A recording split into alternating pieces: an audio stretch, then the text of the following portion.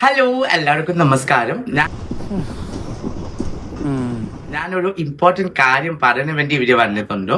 ലാവന്റെ കുറെ കാര്യങ്ങൾ ഞാൻ പറഞ്ഞുതരാം.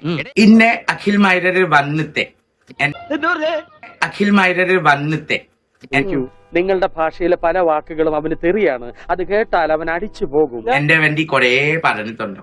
പക്ഷേ അഖിൽ മൈരർ എന്റെ വേണ്ടി എന്തെങ്കിലും പറഞ്ഞിട്ടുണ്ടെങ്കിലും എനിക്ക് ഒരു പ്രശ്നമില്ല.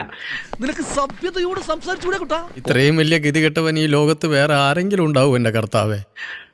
എന്റെ ഒരു പ്രശ്നം മാത്രമേ ഉള്ളൂ. അഖിൽ മൈരർ തന്നെ ഒരു സ്റ്റേറ്റ്മെന്റ്.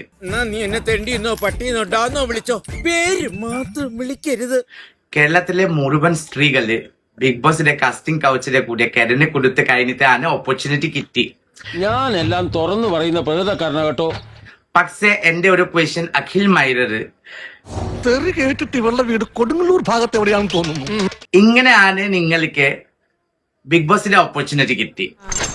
പെണ്ണുപിള്ളേ, എന്റെ ദേഷ്യം കൂടും തോറും നിങ്ങൾക്ക് ഉണ്ടാവാൻ പോകുന്ന ഭവിഷ്യത്തിന്റെ ആക്കം കൂടുകയുള്ളൂ എന്ന് മനസ്സിലാക്കുന്നത് നന്നായി.